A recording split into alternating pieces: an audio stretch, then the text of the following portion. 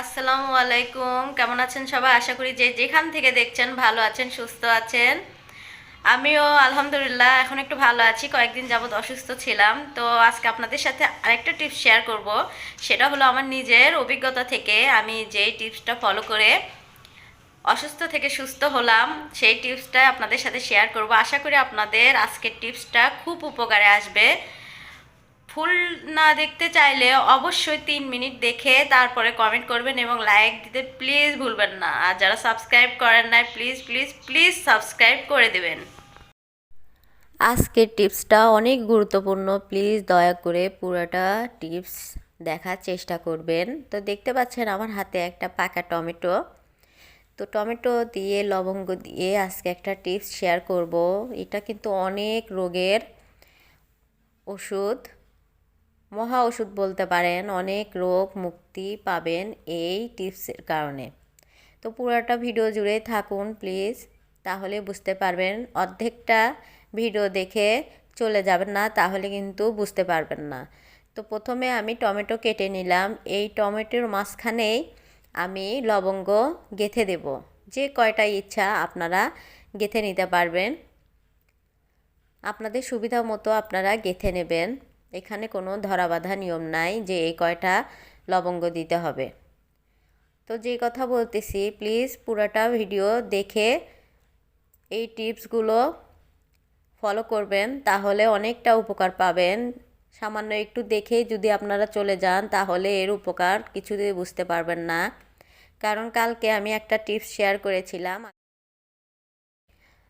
কারেন্টের সুইচ আর হলো দেয়ালের দাগ দূর করার জন্য।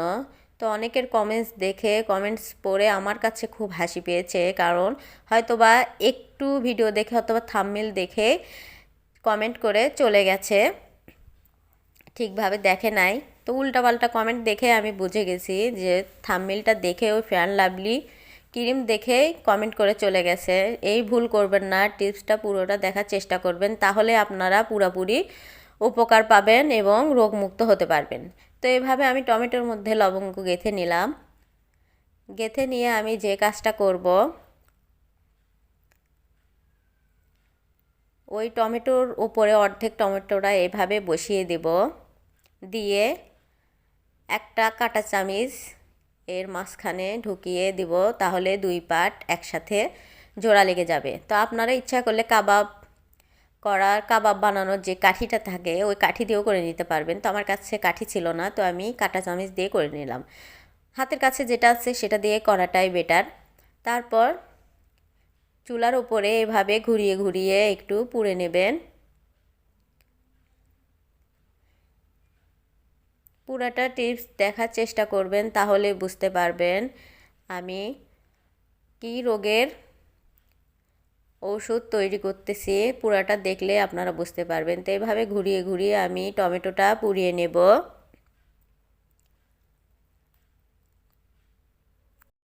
দুই পাট টমেটোর দুইটা পিস যদি জোড়া দিয়ে না করতাম, তাহলে লবঙ্গগুলো খুলে যাওয়ার সম্ভাবনা ছিল। এজন্য দুইটা টমেটো একসাথে করেই, মানে টমেটোর দুইটা ভাগ একসাথে গেঁথে নিয়েই আমি কিন্তু চুলায় পুড়িয়ে নিচ্ছি। এভাবে ঘুরিয়ে ঘুরিয়ে ভালোভাবে পুড়িয়ে নেবেন, তাহলে টমেটোর ভিতরে লবঙ্গর যে ঔষধাগুণ সেটা টমেটোর ভিতরে আসবে, দুইটাই একসাথে হবে। তারপরে উপরের পাটটা এবার খুলে ফেলবো।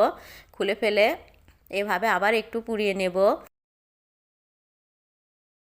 থেকে গেছে, এখন খুলে নিয়ে পুড়লে কোনো সমস্যা নেই। এভাবে ভালোভাবে লবঙ্গর মুখটাও আমি ভালোভাবে একটু পুড়ে নেব। তারপরে দেখতে পাবেন আসল ম্যাজিক। টমেটো পুড়তে পুড়তে আপনারা কিন্তু 1 কাপ গরম পানিও করে নেবেন, গরম পানিও লাগবে। টমেটোর মধ্যে গাঁথা লবঙ্গ পোড়া হয়ে গেছে। এরপর একটু ঠান্ডা হলে, এই যে দেখতে পাচ্ছেন একটা কাপে আমি গরম পানি নিয়েছি। আপনাদেরকে বলেছি টমেটো যখন পুড়বেন তখন অবশ্যই 1 কাপ গরম পানি করে নেবেন। আর এখানে আমি আরেকটা গ্লাস নিয়েছি। তো পানি একটু বেশি হয়েছিল, এজন্য আমি এই গ্লাসে একটু পানি নিয়েছি। আর এই গ্লাসটাও লাগবে। এই গ্লাসে আমি কি করব সেটাও আপনাদের সাথে শেয়ার করব। এভাবে আমি লবঙ্গ গাঁথা টমেটো পানির মধ্যে ভিজিয়ে রেখে দেব 20-25 মিনিট।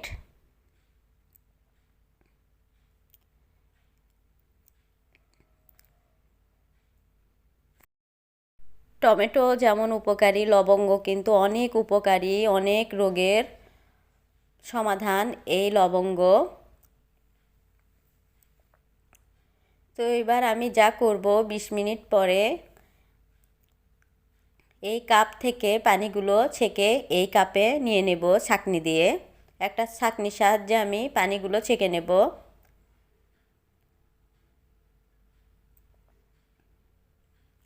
আশা করি আজকের টিপসটা আপনারা পুরোটা দেখলেই বুঝতে পারবেন কতটা উপকারী। কিন্তু টিপসটা দেখলে হবে না, আপনাদেরকে তৈরি করে খেতেও হবে, তাহলেই বুঝতে পারবেন কতটা উপকারী আমাদের এই টমেটো আর লবঙ্গর এই টিপস। তো এইভাবে আমি কাঁটা চামচ দিয়ে একটু ডাবিয়ে ডাবিয়ে রসটা বের করে নিলাম। এরপর আমাদেরকে যা করতে হবে, এই কাপেও আমি একটু নিয়ে নেব, কারণ একটা আমি এখন খাওয়ার জন্য তৈরি করে নেব, আর একটা কাপের আমি এটা রেখে দেব, এটা পরে খাওয়ার জন্য রেখে দেব। আর এর মধ্যে দিয়ে দিলাম আমি 1 চামচ মধু। মধুও কিন্তু খুব উপকারী। কাপে আমি মধু দিলাম না, কারণ এটা আমি রাখবো, রেখে দেব, পরে খাবো। মধু দিলে নষ্ট হয়ে যাবে। তো এইটা আজকে এই টিপস হলো কোষ্ঠকাঠিন্য যাদের আছে, পুরানা আমসা, কোষ্ঠকাঠিন্য, পায়খানার সমস্যা, পুরাতন আমসা, তাদের জন্য খুব উপকারী। এটা চায়ের মতন আপনারা সেবন করতে পারেন। এবং কি আমাদের মহিলাদের যে পিরিয়ড হয়, তলপেটে ব্যথা করে, সেটার জন্য খুব উপকারী, ব্যথা নিরাময় করবে। এবং অনিয়মিত পিরিয়ড যাদের হয় তাদের এই সমস্যা থেকে মুক্তি দিবে এই টমেটো লবঙ্গর এই রস।